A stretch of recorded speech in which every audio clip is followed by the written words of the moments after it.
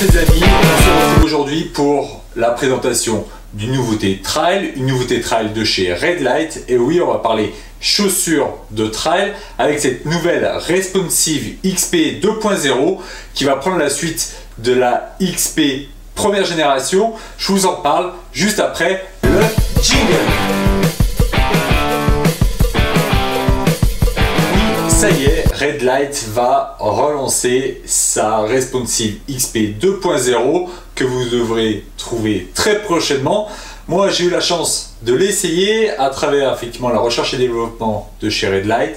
Et franchement, j'ai de bonnes sensations avec. Et je vais vous faire justement le point sur cette chaussure en trois parties. La partie design, bien entendu, la partie technologie. Et puis, je vous donnerai mon ressenti, mon avis et peut-être les petites choses à améliorer. Et ça, c'est juste après. Alors, sur la partie design, moi, cette chaussure, ce que j'aime bien déjà, c'est qu'elle est flashy.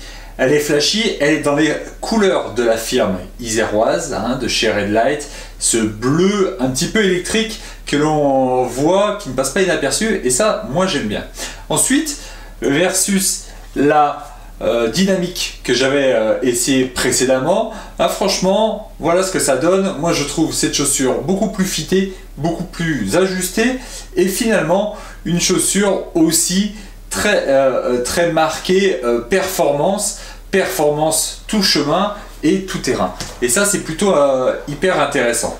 Ensuite, ce que j'ai bien aimé aussi, c'est cette déclinaison avec sa semelle extérieure et son drop de 6, mais ça on y reviendra dans la technologie.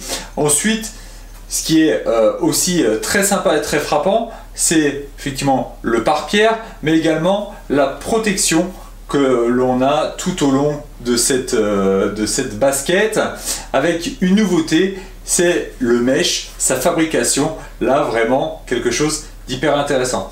Ensuite, une chaussure assez minimaliste parce qu'on a une languette très fine avec un petit peu matelassé à l'intérieur, mais on n'a pas un semi-chausson qu'on peut le trouver parfois. Par contre, on a ce petit passe-lacet qui va permettre de mettre la languette au bon endroit, et ça c'est plutôt bien pensé, mais excite effectivement les petites poches qui permettaient de ranger les lacets à l'intérieur. Également, côté design, ce qu'on peut trouver d'assez intéressant, c'est justement, regardez, un fit très fin, et donc attention aux personnes qui ont un pied plus large, ça peut peut-être les gêner. Et puis surtout, on voit au niveau de la tige, l'amorti intérieur, là encore, excite la grosse mousse qui pouvait prendre de la place et faire effectivement de cette chaussure une chaussure un peu plus lourde. Là on est sur une partie très minimaliste, toujours avec la protection au talon, mais avec une toute petite un tout petit coussin qui va venir tout simplement épouser le talon. En termes de design, en termes de coloris, moi je trouve que cette chaussure peut laisser penser à la Restlite de chez Vadict, le carton de chez Decat. Franchement, on est assez proche en tout cas sur pas mal de points. En termes de technologie, là effectivement, de gros efforts ont été faits sur cette chaussure. Donc une chaussure qui pèse 268 grammes, qui fait effectivement office de drop de 6, avec des crampons pas hyper acérés, mais très présent tout au long de la semelle extérieure, ce qui permet un très bon grip, même sur sol mouillé, voire même sur la neige. Également, quelque chose d'intéressant, j'en ai parlé tout à l'heure, c'est ce pare-pierre et également cette protection qui va permettre de sécuriser le mesh aux endroits où habituellement on pouvait avoir, vous le voyez, des déchirures. Là effectivement on a quand même cette protection qui va venir renforcer le mesh. Le mesh, c'est la nouveauté de cette chaussure. Pourquoi? Parce qu'on est parti sur un mesh vortex, donc en synthétique, donc assez raide, assez rigide, mais très respirant. D'ailleurs, vous devez le voir avec la luminosité, on passe facilement à travers la lumière passe facilement à travers la chaussure, et donc ça montre qu'effectivement il y a une vraie responsabilité Donc on le voit, la lumière passe à travers, hein, vous le voyez, et donc du coup ça montre tout simplement la respirabilité de cette chaussure, et ça c'est la grosse nouveauté.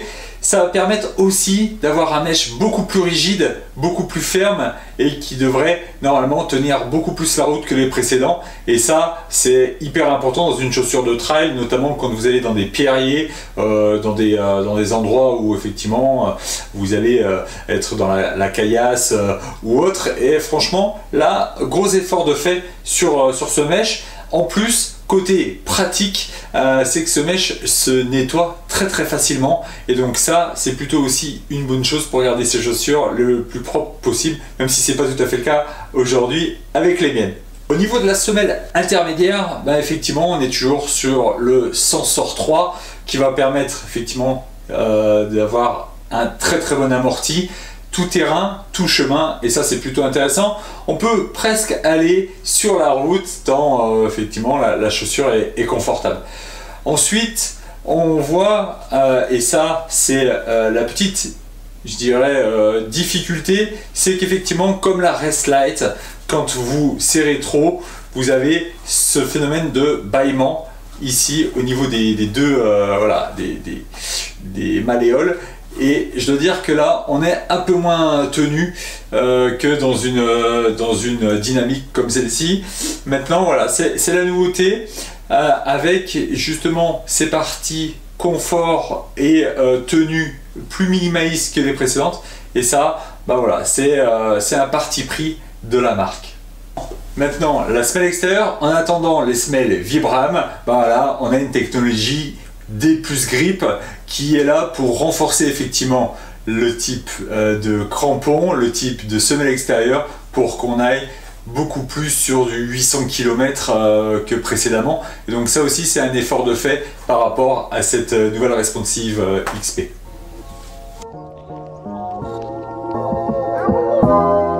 Bonjour à tous les amis, on se retrouve aujourd'hui pour une petite matinée testing pour vous faire un point sur une nouvelle pépite de chez Redline qui arrive très vite, qui est la XP Responsive 2.0 que je vous présente tout de suite.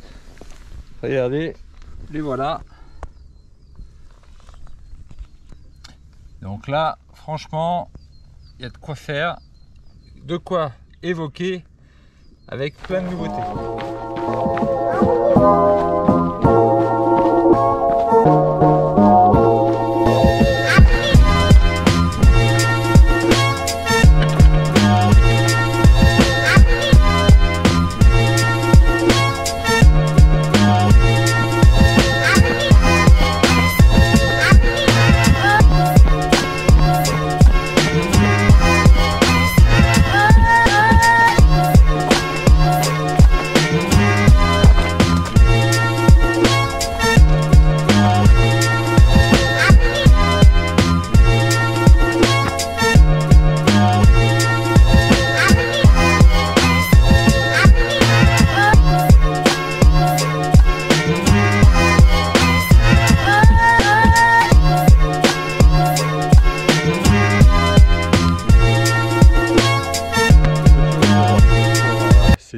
Responsive XP 2.0. donc pour vous dire qu'effectivement elles sont un peu plus rigides que les dynamiques que j'avais. Tout simplement, je pense que ça vient de la robustesse du mesh notamment. Après on a aussi un sentiment de légèreté avec ces chaussures, donc ça renvoie bien.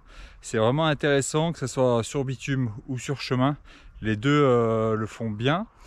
Et également, alors petit sujet autour justement de l'attache, en tout cas du maintien du pied, on a effectivement une forme de soufflet qui se fait autour de la malléole. Ça vient effectivement du côté minimaliste de la chaussure, et sincèrement il faudrait voir à l'usage si ça gêne vraiment. Ça peut en gêner certains parce qu'on a l'impression d'être moins tenu. Malgré tout, on a quand même ce petit coussin qui est au niveau du talon et qui vient bien maintenir justement le talon et l'intégralité du pied. Mon avis maintenant sur cette chaussure, effectivement, moi je la trouve déjà aussi légère que la dynamique que j'avais bien appréciée, et je trouve qu'effectivement au début j'avais un peu peur avec ces finalement ces crampons beaucoup plus fins que la dynamique. Et finalement, c'est presque mieux parce que ça lui donne une certaine forme de polyvalence sur du terrain gras, sec, cailleux, ou tout simplement sur des chemins de terre. Finalement, elle est plutôt sur son terrain de jeu, et ça c'est très intéressant. Après, là, je vous en ai parlé tout à l'heure, moi le petit bémol, c'est effectivement l'ouverture ici qui crée une certaine forme de réticence, avec la peur tout simplement de ne pas être suffisamment maintenu, alors que c'est pas vraiment le cas, mais en tout cas, on peut se poser la question. Moi j'ai apprécié effectivement ce nouveau mesh, sincèrement, même en étant allé un peu partout.